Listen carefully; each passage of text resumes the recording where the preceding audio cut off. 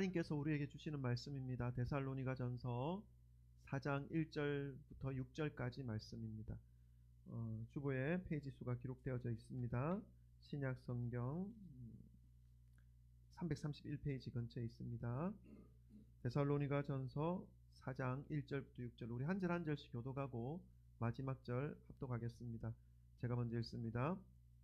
그러므로 형제들아, 우리가 끝으로 주 예수 안에서 너희에게 구하고 권면하노니, 너희가 마땅히 어떻게 행하며 하나님을 기쁘시게 할 수 있는지를 우리에게 배웠으니 곧 너희가 행하는 바라 더욱 많이 힘쓰라. 우리가 주 예수로 말미암아 너희에게 무슨 명령으로 준 것을 너희가 아느니라. 하나님의 뜻은 이것이니 너희의 거룩함이라. 곧 음란을 버리고 각각 거룩함과 존귀함으로 자기의 아내 대할 줄을 알고, 하나님을 모르는 이방인과 같이 세욕을 따르지 말고, 다 같이 읽습니다. 이 일에 분수를 넘어서 형제를 해하지 말라.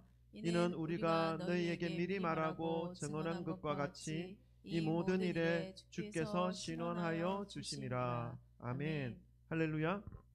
주 예수 그리스도 이름을 찬양합니다. 정말로 지난 여름은 무덥고 습하고 막 우리를 무기력하게 만들었던 것 같습니다. 근데 그 더위가 어제부터 조금씩 꺾이는 듯한 느낌을 받았는데 그렇지 않습니까? 저만 그랬습니까? 네, 근데 아직은 더위가 좀 남아있는 9월입니다. 그러나 이 9월을 또 하나님 앞에 첫 주일로 주님께 나갈 수 있게 된 것을 또 감사하고 기쁘게 맞이하고 있습니다. 하나님께 건강한 모습으로 이렇게 함께 나갈 수 있는 것이 얼마나 즐겁고 감사한 일인지 지난 여름을 겪으면서 또 다시 한번 새기게 됩니다. 오늘도 우리 서로 돌아보시면서 사랑 고백 인사 나누고 말씀 받겠습니다. 우리 돌아보시면서 사랑합니다, 축복합니다, 잘 오셨습니다, 할렐루야. 할렐루야, 할렐루야. 감사합니다. 네, 할렐루야, 잘 오셨습니다. 네, 너무 좋습니다.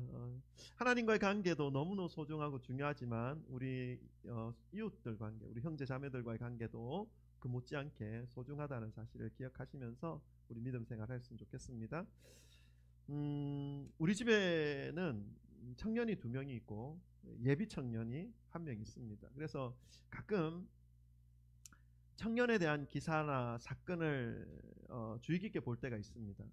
찾아다니면서 이렇게 찾지는 않지만 눈에 훅 지나갈 때 청년에 관련된 거면 한 번 더 쳐다보게 됩니다. 그런 기사들 중에 한 유튜브 매체에서 청년들에게 인터뷰하는 내용을 보게 되었습니다. 내용은 크리스찬 청년들은 어디서 고민을 나눌까 하는 제목으로 다루는 내용이었는데, 직장생활, 학교생활, 사회생활 하는 그 청년들이 겪는 고민들을 나누는 그런 모습들을 볼 수 있었습니다. 그들이 말하는 공통적인 내용은 뭐냐면, 그들의 고민은 막 분주하게 일을 하기 위해서 일을 쫓아다니다 보면 실제로 자기가 속하여 있는 그 세상 속에서, 사회 속에서 하나님의 존재를 잊어버릴 때가 많다. 믿음에 맞는 모습보다는 세상이 흘러가는 대로 그냥 자기도 따라서 쫓아가는 그런 자신의 모습을 볼 때가 있다. 그럴 때 참 어떻게 해야 될지 모르겠다라고 하는 그런 고민을 나누는 내용을 볼 수가 있었습니다.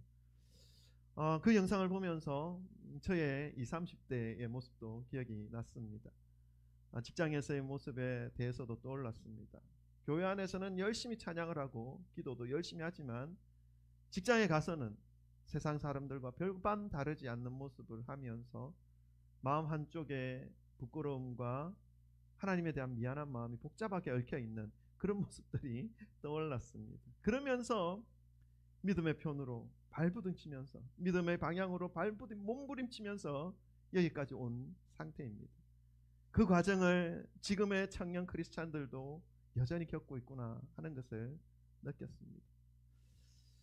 그런데 오늘날과 같은 제가 살았던 그 시대보다 더 복잡하고 더 현란한 이 세상에서 살아가는 우리 그리스도인들에게는 정말 이 현실과 믿음 사이에서 좀 더 믿음으로 향할 수 있는 그런 말씀을 전해야 하겠다라는 그런 마음이 그 영상을 보는 동안 마음에 다가오는 것입니다. 그래서 오늘 말씀을 통해서 현실 속에서 어떠한 결정을 하면서 살아가는 것이 정말 하나님의 뜻에 더 가까운 삶을 살아갈 수 있는 것인지를 함께 고민하고 함께 살펴보기를 원합니다. 본문 이 데살로니가 전서는 바울이 2차 전도 여행을 할 때 유대인들의 이 방해와 모함으로 이 데살로니가를 급하게 빠져나와야 하는 상황 속에서 그리 오랜 세월 동안 복음을 전하지 못했습니다. 딱 3주간 복음을 전할 수밖에 없었던 그런 상황 속에 있었던 데살로니가 지역입니다. 3주간 복음을 전하고 도망쳐 나와야 되는 그런 상황이었던 것이죠. 그런데 그 3주간 복음을 전했던 그 성도들을 기억하면서 기록한 서신입니다. 당시 데살로니가라는 도시는 로마 제국으로 가는 그 큰 대로, 에그나티아 가도라고 하는 그런 대로가 이어지는 그 통과하는 그런 도시였기 때문에 지중해와 육로를 연결하는 그런 무역이 아주 활발하게 번성하고 있었던 그런 도시입니다. 그러니까 많은 사람들이 그 도시를 지나가는 그런 오고 가는 그런 도시였던 것이죠. 무역도 발달하고 상업도 발달하고 뭐 그러다 보니까 어떻습니까? 많은 사람, 각 나라의 사람들이 오고 가고 번잡하게 그렇게 살아가는 그 도시다 보니까 그들이 섬기는 우상들이, 그들이 각 나라에서 가지고 온 우상들이 함께 또 공존하는 그런 도시였던 것이죠.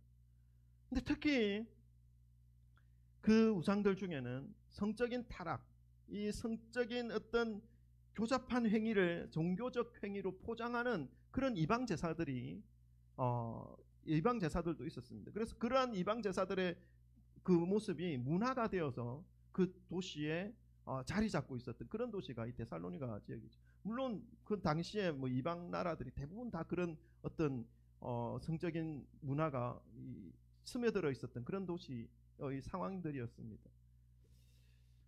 부유했지만 엄난한 도시였습니다.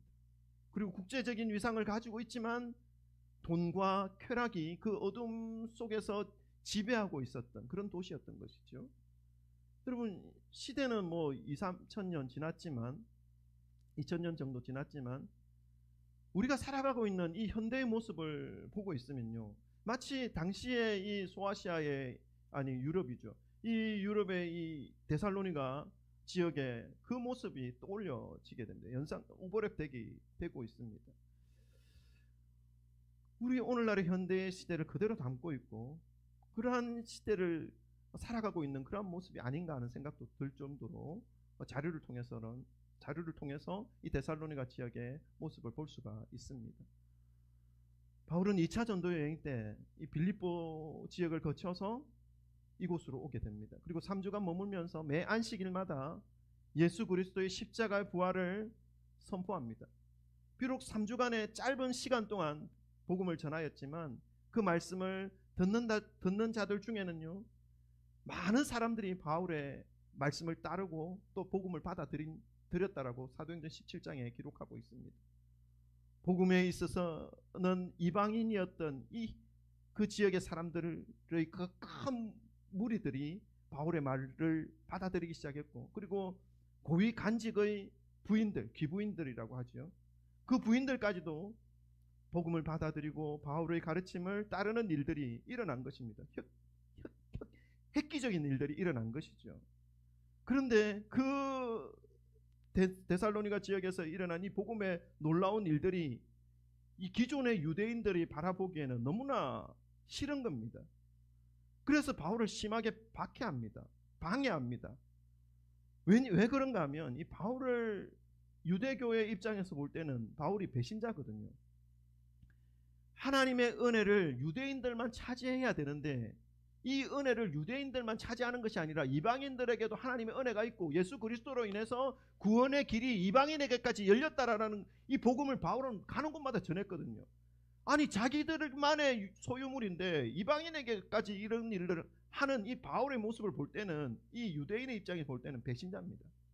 그래서 끝까지 쫓아다니면서 바울의 그 복음 전파를 방해하고 저작거리의 건달들을 매수해서 소동을 일으키고 했던 그 장소가 바로 이 데살로니가 지역이거든요. 그러니까 건달들이 막 소동을 일으키니까 바울은 급하게 빠져나오는 겁니다. 3주 만에. 그래서 바울은 이 아덴으로 내려갑니다. 아테네 쪽으로 내려가게 됩니다. 그래서 바울은 이 3주밖에 전하지 못했던 이 복음의 씨앗이 이 데살로니가 지역에 잘 자라고 있을까? 성도들은 믿음을 잘 가지고 있을까 하는 그러한 마음을 늘 가지고 있습니다. 데살로니가 교회를 생각할 때마다. 그래서 아련하고 안타깝고 보고 싶은 마음이 늘 있고, 동시에 이 사람들이 믿음 위에 잘 자랄까? 바르게 견고하게 서 있을까? 그렇게 되어야 될 텐데 하는 그런 간절함이 있었던 것이죠. 그래서 늘 궁금하고 가서 만나보고 싶었던 마음을 가지고 있었지만 자신을 노리는 이 유대인들 때문에 직접 가지는 못하고 신뢰하는 믿음의 동역자 디모데를 보냅니다. 오늘 우리가 데살로니가전서 4장을 지금 본문을 하고 있는데 3장의 내용입니다. 디모데를 보내서 이들의 신앙을 격려하고 이들이 복음 위에서 잘 자라날 수 있도록 또 힘을 더하는 그러한 내용의 모습이 보입니다. 그리고 디모데가 이제 돌아와서 데살로니가 성도들에 대한 그러한 상황들을 바울에게 전하는 내용도 데살로니가전서 3장에 기록되어져 있습니다. 그 보고를 들을 때 바울은 우려했던 모습이 아니라 믿음이 성숙해져 가고 있다는 소식을 듣게 됩니다. 환난 속에서도 믿음을 잃어버리지 않고 있고 복음으로 하나 되는 이 사랑의 모습으로 교회가 세워져 가고 있다는 소식을 바울은 듣게 되죠. 너무너무 감사한 그러한 바울의 마음이었습니다. 그러면서 이 디모데는 몇 가지 또 문제점도 보고하게 됩니다. 그것은 이방 문화들이 이 혼탁한 도시, 이방의 문화들이 이 지금 곳곳에 스며들고 있는 이 도시에서 아직 이 성적인 유혹에 흔들리는 성도가 있다라는 소식입니다. 그리고 그 타락한 이방 제사와 관련된 그런 성적인 타락이 문화로 포장되어서 이제 교회까지 영향을 미치고 있다라는 것을 듣게 됩니다. 그리고 예수님께서 이제 곧 재림하신다는 그 사실을 전했을 때에 그 사실을 믿고 그 때와 기한을 제대로 이해하지 못해서 이제 곧 예수님이 오실 것이라는 생각을 가지고 자기가 하던 일을 다 내팽개치고 자기의 그 모든 것들을 다 내팽개치고 그냥 게으른 삶으로 그냥 살아가는 그러한 문제점을 가지고 있는 사람들도 있다라는 것을 듣게 됩니다. 우리도 예수님이 재림하신다는 그 사실을 믿고 있죠. 그러나 그 때와 기한은 모릅니다.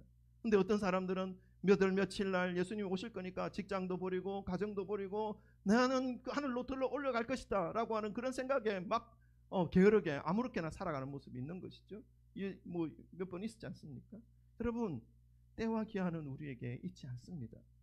예수님 분명히 오시는 그날은 반드시 있지만 우리는 그 오시는 그날까지 우리에게 주어진 일, 우리에게 주어진 현실을 최선을 다해서 성실하게 살아가야 하는 존재라는 사실을 기억하시기를 바랍니다.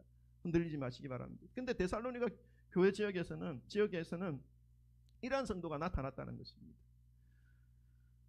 여러분, 또한 여전히 존재하는 그 핍박과 예수님을 믿는 자들에 대한 차별 때문에 두려워하면서 낙심하는 그러한 성도들도 있었다라는 것을 보고받게 되는 것이죠. 우리가 이러한 문제들을 좀 생각해 보십시다. 성적인 문제, 그리고 어떤 문화라는 포장지로 쌓여져서 어떤 이 세상의 기준들을 무너뜨리고 하는 그러한 문제, 그리고 믿음을 가졌다고 해서 차별받고 또 손해를 보는 이러한 어떤 상황들, 오늘날의 상황도 이러한 것들은 있습니다.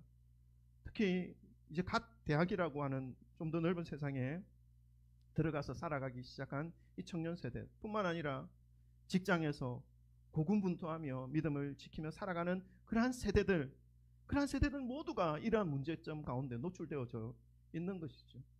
여러분, 오늘 말씀에서 데살로니가 성도들의 그 모습이 우리들이 속하여 있는 세상의 모습과 공통점이 분명히 있다는 사실을 기억하시면서 이러한 세상 속에서 우리가 어떠한 선택을 하였을 때 하나님이 기뻐하시는지, 하나님이 기뻐하시는 삶이 어떠한 모습인지를 여러분 말씀을 통해서 발견하시기를 주님의 이름 축원합니다. 별로 반감을 일으키지 않는 그런 어떤 사회적인 동의를 만들어가는 것이 문화죠. 그런 문화라는 이름으로 우리의 삶의 터전에 조금씩 스며드는 것들이 있습니다. 그것이 이제 성에 대한 인식과 그리고 그 무너져 내리는 이제 기준들, 절대적 기준에 대하여 조금씩 허물어가죠. 우리는 하나님의 말씀을 기준으로 삼고 살아가는데 이 세상의 모든 사람들이 동의하고 점점점 그것에 대하여 더 많은 사람들이 동의하게 되면 이 기준들이 조금씩 허물어가게 되는 것입니다. 이런 것들을 우리가 지금 주의 있게 봐야 되는 것이죠. 지난주 어제 말고 그전 토요일에 조카 결혼식이 있어서 부산에 잠깐 다녀왔습니다. 친조카기 때문에 빠질 수가 없었습니다. 그래서 토요일이지만 급하게 갔다가 삼촌으로서의 역할을 하고 왔는데 그곳에 모인 사람들 99%가 예수님을 믿지 않는 사람들입니다. 결혼한 조카의 삶에 대하여 잠깐 들을 시간이 있었습니다. 근데 결혼 전에 이미 같이 살고 있었다라는 그런 내용을 들었습니다. 사실 저는 좀 충격을 받았습니다. 제 조카이기도 했고. 근데 그곳에 있는 모든 사람들이 한결같이 하는 말이 있었습니다. 뭐냐 하면 요즘 결혼 전에 같이 안 살아보고 결혼하는 사람이 어디 있냐 라고 말하는 것입니다. 좀 물론 이해는 됩니다. 그러나 우리가 지켜야 할 이 가정의 모습이 아니죠. 어쩔 수 없이 그렇게 된 일이라 그냥 덮어주는 듯한 뉘앙스로 들릴 수도 있지만 이렇게 세상의 기준이 조금씩 허물어져 가고 있다라는 것을 느끼게 되었던 것이죠. 그리고 모두가 그렇게 한다고 하는 말로 어쩌면 우리 교회 안에서조차 이제 조금씩 이러한 기준들이 허물어져 가고 있는 그런 상황들은 아닌지 돌아보는 시간을 가지게 되었습니다. 여러분, 이러한 세상의 모습이라 하더라도 우리는 세상을 따라가야 할 사람이 아닙니다. 기억하시기를 바랍니다. 하나님을 기쁘시게 하며 살아가야 할 사람들이라는 사실을 늘 마음에 품으시기를 소망합니다. 하나님을 기쁘시게 하기 위해서 우리가 우리의 삶에 적용해야 할 세 가지를 오늘 본문 말씀 우리에게 가르쳐 줍니다. 그 세 가지를 마음에 새기시기를 소망합니다. 첫 번째는요, 믿음의 모습에 더욱 힘써야 한다는 것입니다. 우리 1절을 한번 읽어보십시다. 1절 조금 길지만 함께 합독해 보겠습니다. 시작. 그러므로 형제들아, 우리가 끝으로 주 예수 안에서 너희에게 구하고 권면하노니 너희가 마땅히 어떻게 행하며 하나님을 기쁘시게 할 수 있는지를 우리에게 배웠으니 곧 너희가 행하는 바라 더욱 많이 힘쓰라. 아멘. 여러분, 그러므로 형제들아, 우리가 끝으로 주 안에서 너희에게 구하고 권면하노니, 그 데살로니가 교회 성도들에게 바울이 마음을 다하여서 구하고 권면한다, 그 권고한다는 것입니다. 어드바이스 한다는 것입니다. 그 어떤 걸요? 너희가 마땅히 어떻게 행하며 하나님을 기쁘시게 할 수 있을지를 우리에게 배웠다, 바울이 가르쳐 줬다 말씀합니다. 그것이 뭐냐면 지금 내가 가르쳐 준 것을 내가 떠났어도 너희가 잘했던 그것, 서로 사랑으로 섬기고 믿음 위에 바로 굳게 서고 성적인 어떤 유혹과 그 앞에서도 단호히 막아설 수 있고, 그리고 고난과 핍박 속에서도 그 위협 받지 않고 믿음 위에 더욱더 굳건하게 서는 그 일을 더욱 많이 힘써라 말씀하고 있습니다. 이미 잘하고 있는 바를 더욱 힘쓸 것을 말씀합니다. 성도 간의 아름다운 사랑의 모습, 서로를 위한 기도, 성김의 아름다운 모습이 있다면 더욱 그 모습을 더하라 말씀합니다. 이 정도 하면 되지 않을까 하는 마음을 가지기보다는 기쁨에 기쁨을 더하고 감사에 감사를 더하고 사랑에 사랑을 더하라 말씀하는 것이죠. 그런데 그렇게 하는 것도 기준이 있다는 것입니다. 내 감정을 기준으로 삼기보다는 세상에서 나를 어떻게 볼까 하는 그러한 시선에 인정받는 것에 기준을 두기보다는 2절에 보니까 뭐라고 말씀합니까? 우리가 주 예수로 말미암아 너희에게 무슨 명령으로 준 것을 너희가 아느니라. 그러니까 바울이 그 섬김과 사랑의 봉사와 이런 것들을 할 때에 나의 어떤 감정과 기쁨을 위해 사는 것이 아니라 그 기준도 너희에게 준 무슨 명령, 그 뭡니까? 하나님의 말씀이죠. 바울이 전한 그 복음을 기준으로, 하나님의 말씀을 기준으로 더욱 성장하고 자랄 것을 말씀하고 있습니다. 그러니까 말씀을 떠나서는 그 봉사와 그 어떤 섬김도 그 의미를 제대로 발휘하지 못한다는 것이죠. 말씀을 기준으로 하나님의 말씀을 따라서 우리가 신앙생활을 하고 믿음의 삶을 살아가는 것이 합당하다, 떠나서는 안 된다라는 것을 분명하게 가르쳐주고 있습니다. 두 번째는요, 거룩함을 입어야 한다 말씀합니다. 우리 3절부터 5절도 함께 읽겠습니다. 3절부터 5절 다 같이 읽습니다. 시작. 하나님의 뜻은 이것이니 너희의 거룩함이라. 곧 음란을 버리고 각각 거룩함과 존귀함으로 자기의 아내 대할 줄을 알고 하나님을 모르는 이방인과 같이 세욕을 따르지 말고. 아멘. 이방 문화들이 대부분 그렇습니다. 당시 데살로니가 지역의 문화는 이 아프로디테라는 여신을 섬기는 그러한 문화가 깊이 자리 잡고 있었습니다. 여러분, 아프로디테라는 여신 혹시 보신 적 있습니까? 뭐 네이버 검색 한번 보시면 바로 나옵니다. 성적으로 타락한 제사를 지내는 그 의식이 그 여신에게 드리는 제사 속에 있습니다. 문화가 된 것입니다. 문화라는 이름으로 정당화되어진 그러한 제사의 의식입니다.